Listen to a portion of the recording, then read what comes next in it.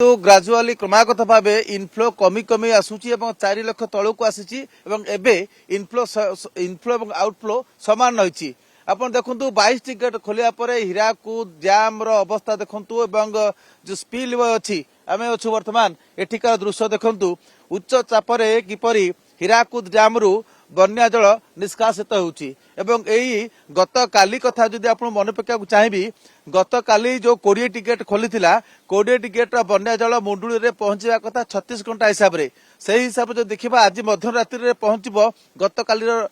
काली जो जल निष्कासन कराइतिला ता आज मध्य रात्रि रे पहुंचबो मुंडुली रे पहुंचबो एवं वर्तमान इनफ्लो एवं आउटफ्लो समान अछि। काली राति ठौ जा देखा जाउथुला धीरे धीरे कमुथुला इनफ्लो एवं सकाळ आमे राति 12टा राति 3टा सकाळ 6टा सकाळ 8टा एवं सकाळ 9टा बेलू चित्र स्पष्ट है जे इनफ्लो एवं आउटफ्लो समान अच्छी ये चित्र एवं किंतु डैम रो जलपतन बर्तमान पहुंचला 625.47 फुट रे पहुंचला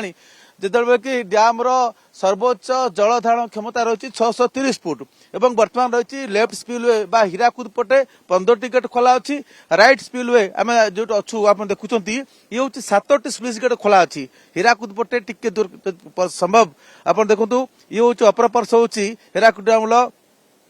बाम पार्श्व अर्थात हीराकुद पार्श्व सी खोला अच्छी 15टी एठी जो आम ठिया ये हूँ बुर्ला पार्श्व बुर्ला पाखे अच्छी 7टी एमती 22 टी गेट बर्तमान खोला रही बर्तमान इनफ्लो अच्छी 3,89,707 आम कहीपर 3,90,000 एवं सम परिमाण जल निष्कासित होउची हीराकुद डैम रु एवं डैम कर्तृपक्ष छत्तीसगढ़ राज्य जल संपद विभाग सहित टच रही डाटा आदान प्रदान होउची एक्सचेंज ऑफ डाटा चली सेठी विभिन्न जो डैम अच्छी बैरेज अच्छी सेठू केते परिमाण बन्या जल हीराकुद डैम को प्रवेश करुच्ची सेहीपरि विभिन्न गज स्टेशन जो अच्छी हीराकुद डैम रो सेठाकार तथ्य संग्रह करा जाउची एवं ताकू तार समेसन बाहर कराउची सही हिसाब रे इनफ्लो केते आसुची ताकू कैलकुलेशन कराउची किंतु बंद करा जिबार वर्तमान बोध हुए संभावना नहीं एतिपई जेतु जलपतन बढ़ी बढ़ी चली वर्तमान 625 फुट अतिक्रम कर सारी तेणु गेट तेणु डैम जलपतन को बढ़ा जीव ना से गेट तो बंद हम ना हूँ तो खोलने को पड़ पारे आज दिन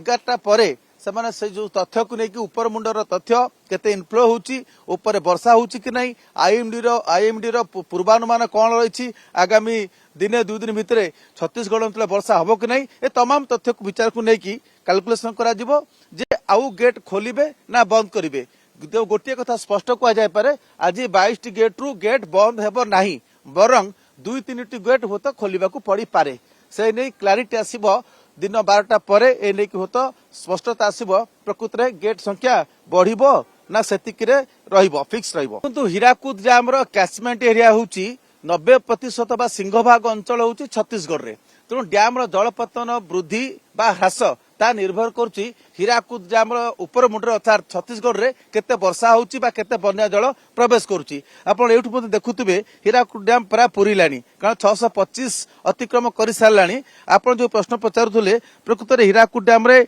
सेठी कोन रहिची स्थिति बन्या स्थिति अछि कि नहीं वर्तमान सेही तथ्य को आकलन कराउची पूर्व जो वर्षा हैथिला से वर्षा पानी विभिन्न सोर्स देखि हीराकुद डैम ने मिसिची जेमिति कि सेठाकर क्षुद्र एवं बृहत डैम कथा कहतु बैरेज कथा कहतु एवं अन्य नदी नाल तार जो कैलकुलेशन अच्छी से अनुसार कमुची से तो गतकाल 4.5 लाख थिला एबे देखो 3,90,000 पहुंचले पाखापाखि 60,000 पहुंचला 4 लाख तलू खसला जदि यही धारा अब्याहत रहे अर्थात इनफ्लो जदि कमी कमी चले ये निश्चिंत भाव ओडिशार उपकूल अंचल गोटे बड़ आश्वस्तिकर खबर जदि इनफ्लो बढ़े ताल डैम कर्तृपक्ष बाध्य हे अधिक गेट खोलिया तेणु वर्तमान परिप्रेक्षी गेट कमे आज तो अंततपक्षे गेट बंद होबार कौन संभावना दिशु ना बरं मध्याह्न 12टा पर ए नेकी चित्र स्पष्ट हम जे आउ गेट खोल